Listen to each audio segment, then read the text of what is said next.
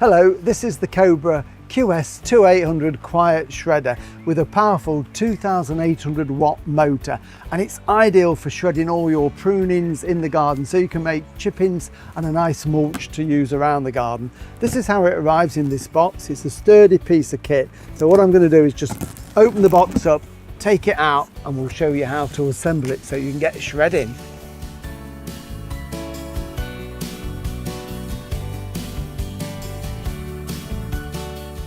So this is it, all unpackaged on the bench here. So just very quickly, this is the container that will catch all the shreddings as you feed them through it. This is the shredder itself. And then we've got the various things here that we need, the wheels and all the screws and things to make up the framework. And this is the solid base that the container goes underneath and the shreddings drop down into, and the shredder sits on the top. So we've now got to assemble all of this.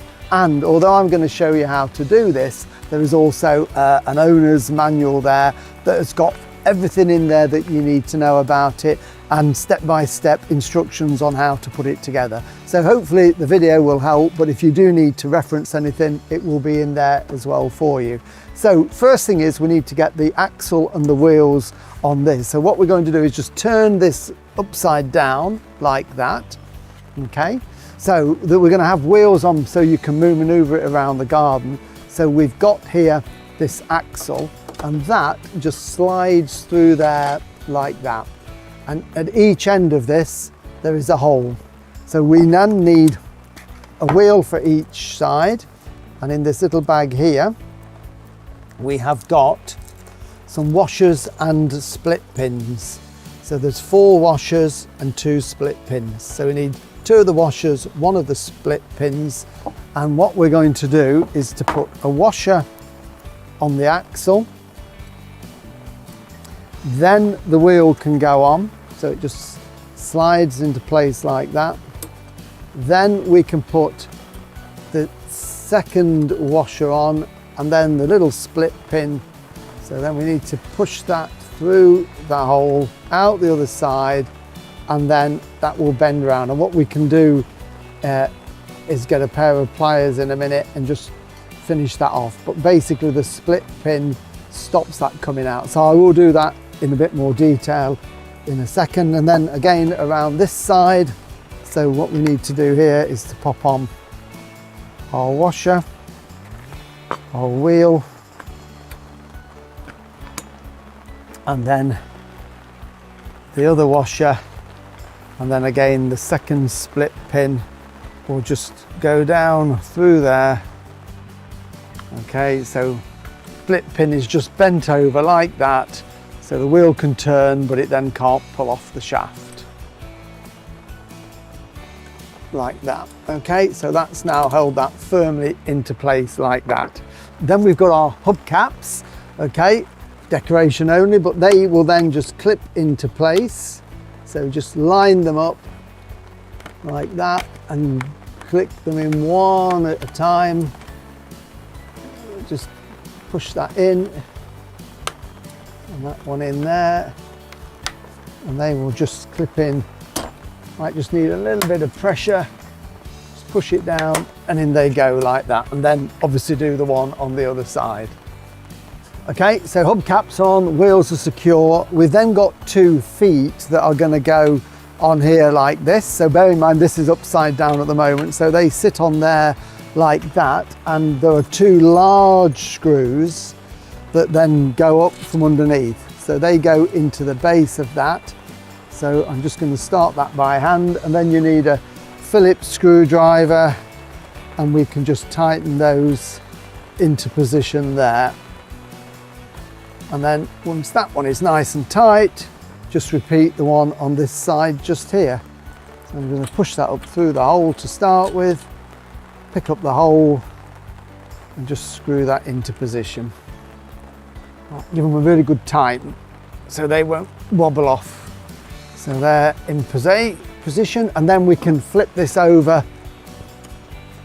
and that's the way that it will stand. So the idea is that when this is all put together, when we want to move it around, we just lift it up and we can trundle it around on those wheels like that. Now we need to fit the shredder unit onto this framework. So it will only fit on one way, but to make it easier, I'll show you how we're going to do it. So I'm going to twist that round so the wheels are facing that way. And if we look on the top, we've got 1, 2, 3, 4 screw holes. So we're going to put a screw in from underneath that will screw in to the base. So if we just tilt this onto its side, and it's quite heavy this, so we've got a hole there, there, there and there. So when this goes on, it will only fit one way. So it's quite heavy, this is. So I'm just going to lift that onto there, and then we can just maneuver it around a little bit, because what it will do, it will slot into position like that. So that is now fallen into the framework. So, but we need to secure that. So there are 4 smaller screws here. Each have got built-in washers with them. And then they're going to go into these 4 holes up through there. So I'm just going to put the screw into there, put that to there, and then tighten that.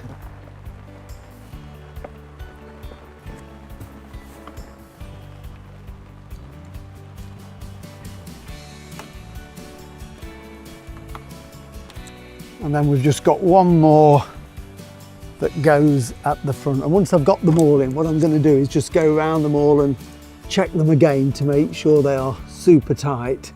So they need to be really tight. Of course, if you've got a power tool to do it, that makes it a little bit easier, but it needs to be so that it is really firmly attached to this base. If you can wobble it and you can see the screw, obviously there's more thread to put in. So what we're going to do in a minute is lift it down, but at this point I just want to stress the fact that for transport, this will be wound in completely. This is basically the blades inside, but if you start it up where they're wound in, you will cause damage. So what we're going to do is we're going to slacken that right the way off, and it really is important that you do that. We can tighten it up later, but we're going to slacken it off before we plug it in and get the shredder working. But what we'll do now is lift it down and we can show you how to put the box in. Before we plug it in and show you how to adjust it, just a couple of things to mention. You might want to know what this is for. Well, this is actually a bit of a prodder.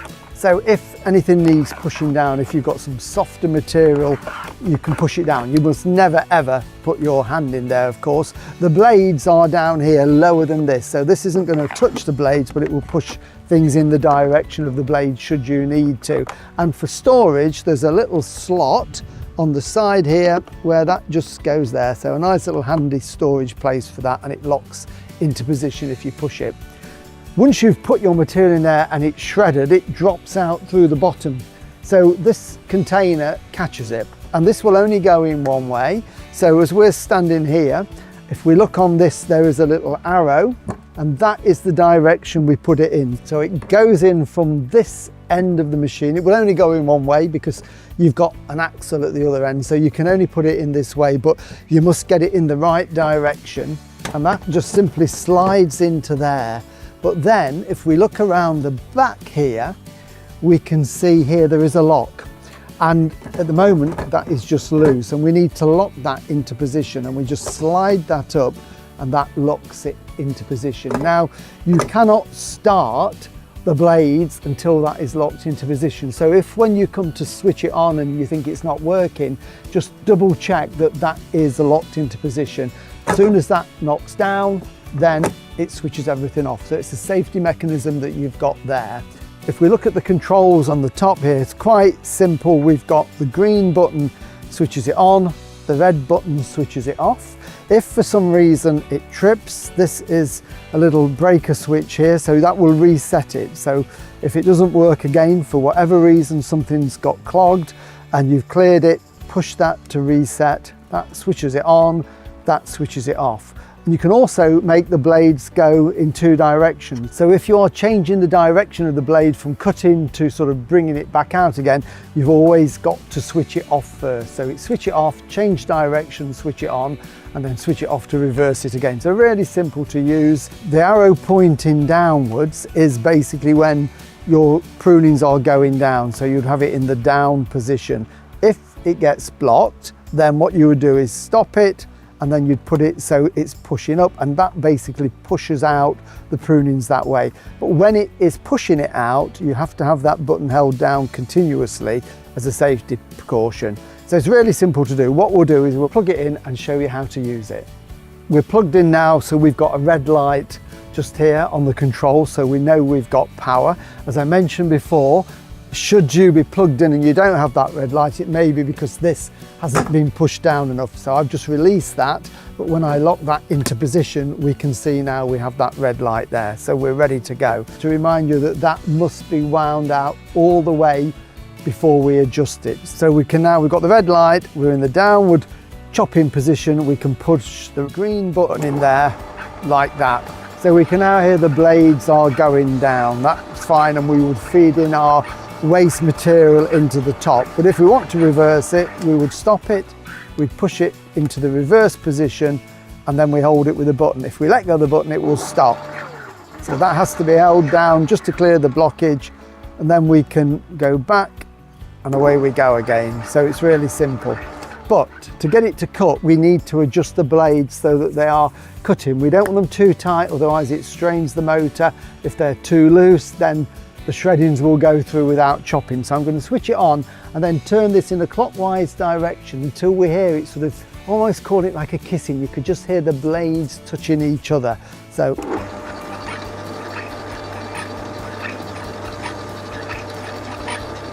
we're just going to wind that in gently. In a minute we'll hear the noise change. That is the noise we want.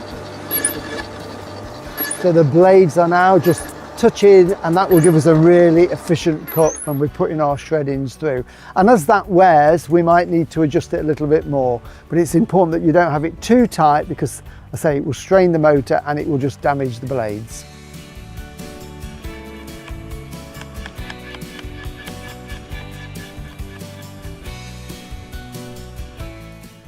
Remember to register your Cobra online at cobragarden.co.uk. Always have your Cobra serviced regularly. Check the website for your nearest dealer.